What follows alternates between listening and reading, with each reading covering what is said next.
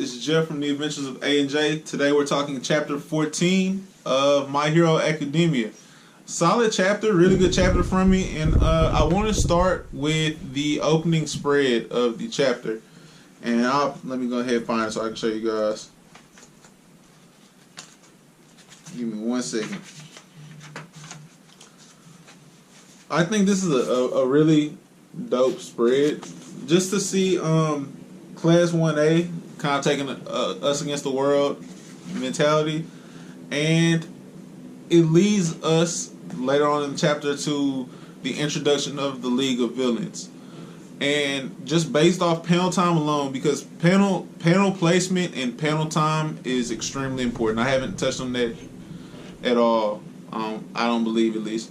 But manga chapters, My Hero specifically, usually is between 18 to 22, so about 20 pages per chapter. So it's a limited amount of screen time or panel time that you can get per chapter.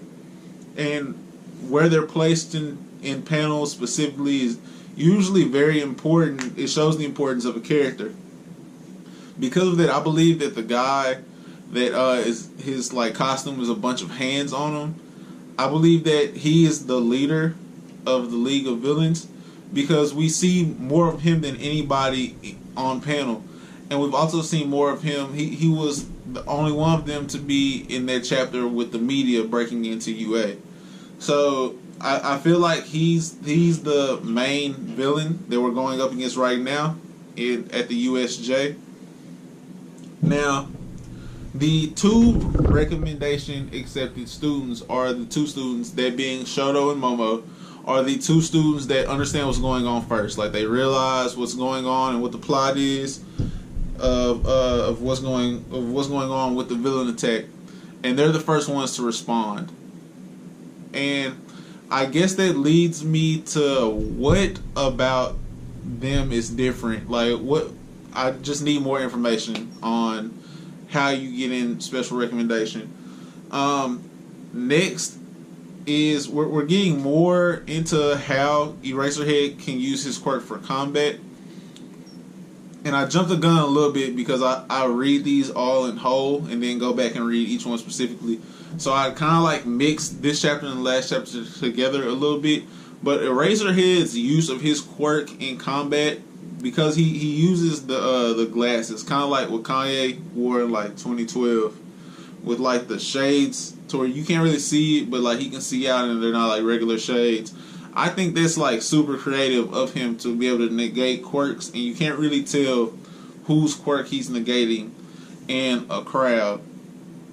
Which he tends to do more one-on-one stuff, is what it seems like quick one-on-one stuff is how they word it.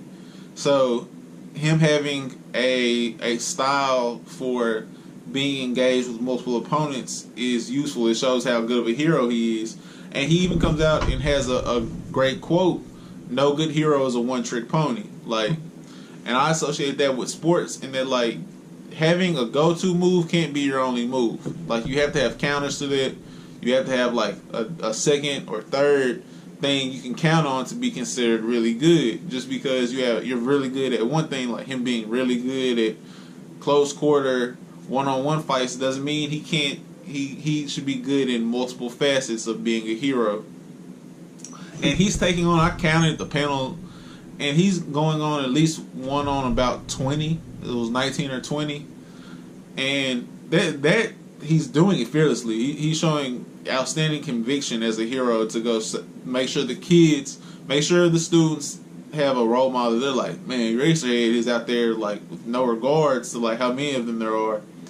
And maybe something to do with his quirk, he might be able to tell if they're strong or not, because he seems to be defeating them pretty easily for the most part.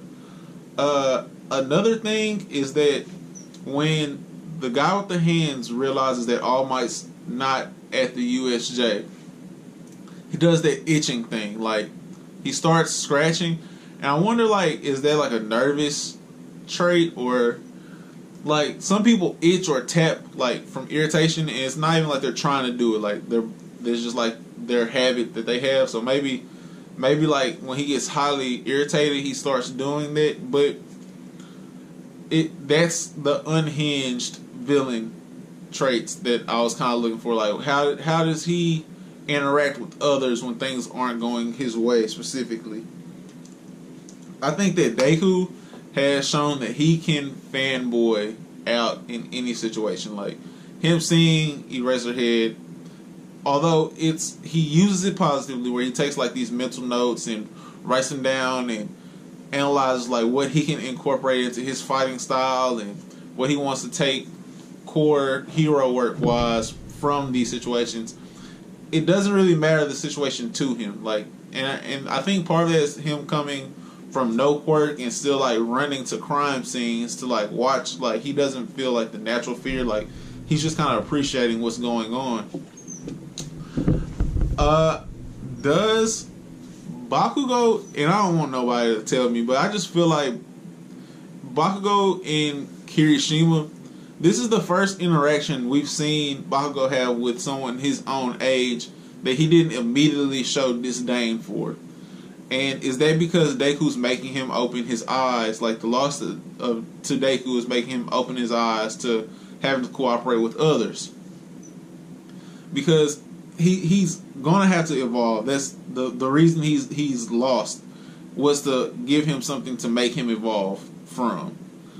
And is Kirishima the one who he'll open up to and try to be his friend, or at least be a tolerable ally? Because we see them team up, and Kirishima also respects Bakugo. We see it when he is he's commenting on the fight next to All Might, and he's like, man, like he's like insanely strong, and like he's a natural fighter, and their respect for Bakugo, like, because that's what we've deducted that that's what he really craves, is like it's not the attention so much as he wants the respect of others. So I feel like there's room for them to be friends down the line, and not friends, just always be able to team up with each other. The quirk that the bartender has, and I still am iffy on like what it exactly is, but he teleports things. So he's how they get from one place to another. He's how they broke into USJ. And I'm curious to know like if he can go anywhere, because if he could, they could have just went straight to where All Might was, or does it have to be a place that he's already been? Which would then lead me to say, how did he get to USJ? Because that's supposed to be like a ducked off area that's not even really on UA's campus. So where can he warp to and from? Like what are the limits on that? Because he would have just went straight to All Might. He went to where All Might was supposed to be. So he doesn't know exactly where people are. But how can he just warp there? Like, how can he get them there without ever having been there? Because even when they broke into UA, I didn't know that he was there. We only saw the guy with the hands. And if he was there, he still wouldn't have gotten to USJ. He would have just been on UA's campus. I don't know, man. But this was foreshadowed in Chapter 12 that, like, they were going to show up and everything. Just because of the whole introduction of the villains in general. So we got an early reward, or a quick reward. I think it's very cliche on the villains' part for how they went ahead and spoiled their plot of like, oh, we're here to go kill the symbol of peace. And I feel like Horikoshi kind of takes some of the Western, the United States aspects of superheroes and super villains, and he throws it into his story.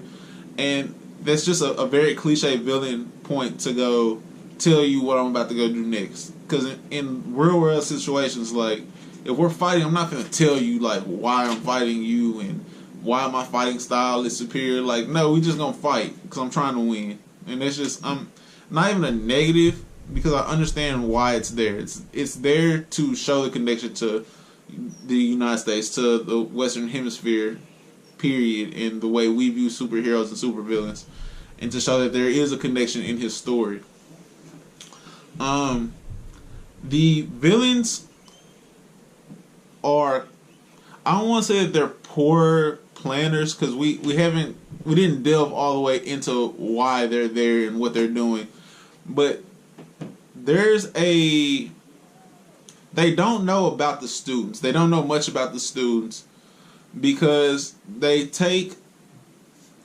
when they split the students up to be able to rid them and have like the lesser of their villains go deal with the students, while the main villains can deal with the pro heroes or pro hero. It was only supposed to be All Might, 13, and Eraserhead. So they already had like it figured out how they were gonna deal with stuff.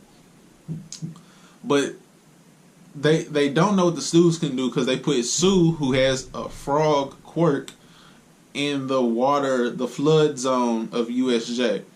So their entire plan had no the plan wasn't deeply devised. Like it was like get rid of all of them. We're not gonna worry about them. We're only worried about All Might. And All Might not being there threw off like the entire plan. I think that the Mineta, the perv we're introduced to, he's just funny, bro. And I just go through the chapter as I've read it, but Mineta's funny because, and it's the same thing with most of the good perverted characters, and that like they don't have like a hesitating moment before like they act perverted. Like they're that way all the time.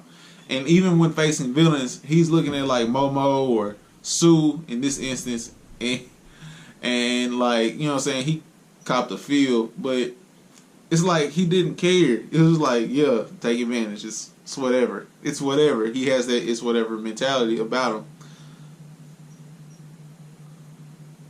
Alright guys, hold on. Alright, sorry guys, I'm back. You guys, when the wife calls, you answer the phone. But they don't really know about their quirks because they sent Sue to the flood zone. And because of that, they don't really know like how cold Todoroki is or how cold Momo is.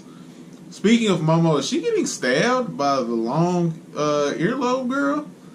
Because there's like a sword in her leg. I mean, it doesn't look like no blood, so maybe she is like that, her quirk is making it.